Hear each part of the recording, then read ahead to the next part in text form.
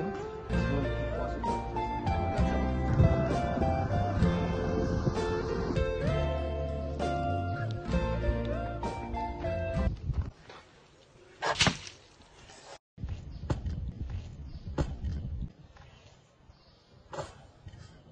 Cik, tengok tu.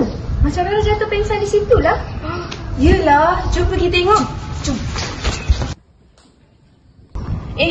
Adik, macam mana boleh jadi macam ni? Apa kita perlu buat sekarang ni? Jomlah kita pergi dari sini. Saya takutlah. Sarana, bertenang Sarana. Dia berada dalam keadaan yang tidak sedar. Bahaya kalau kita tinggalkan dia begini. Awak tolong hubungi talian kecemasan. Saya akan pantau keadaan dia. Baiklah.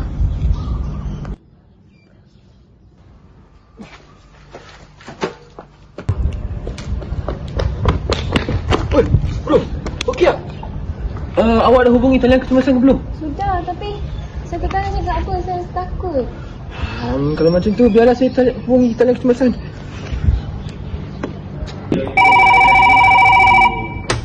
Hello? Salam sejahtera. Nama saya Jayen. Saya berada di depan Parit Business Center. Saya nak maklumkan ada seorang remaja lelaki lingkungan 16 tahun jatuh pengsan kat sini. Boleh saya dapat maklumat Encik? Nama dan nombor telefon. Okey, baik. Nama saya Jayen. Nombor telefon saya 013-888-16. Saya sebenarnya adalah orang awam yang ada di sini.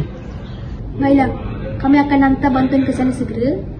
Sementara itu, jangan melakukan sebarang pergerakan atau beri makanan dan minuman kepada mereka.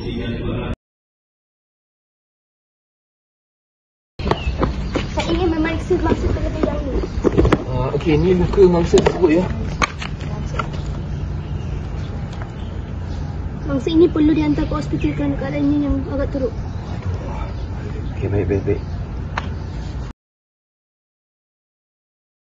Terima kasih kerana anda bertindak rasional dan cepat untuk membantunya. Sikap anda perlu menjadi contoh kepada masyarakat. Sama-sama Puan, ini adalah cara kami menunjukkan sikap bertanggungjawab terhadap masyarakat. Ya Puan, dengan ini kita akan saling hormat dan mengasihi antara satu sama lain walaupun tidak mengenalinya. Terima kasih sekali lagi Puan. Saya rasa lega, tapi pada masa yang sama, saya masih terfikirkan keadaan dia. Adakah dia akan fit? Tak apa Sarana, yang penting kita bertindak dengan cepat. Semoga dia selamat. Ya, kita dah buat semampu yang kita boleh buat. Lagipun dalam situasi macam ni, kita tak tahu apa yang akan jadi. Yang penting kita dah bertindak secara yang betul. Betul. Kita tidak boleh hanya duduk dan risau. Kalau bukan kita yang bantu, siapa lagi? Benar, sekurang-kurangnya kita melakukan sesuatu. Itu yang penting. Lagipun, kita bukan saja menyelamatkan nyawa orang, tetapi kita telah menunjukkan kita telah bertanggungjawab dan prihatin terhadap orang lain. Terima kasih kerana berada dengan saya hari ini. Sama-sama. Kita akan sentiasa berada antara satu sama lain.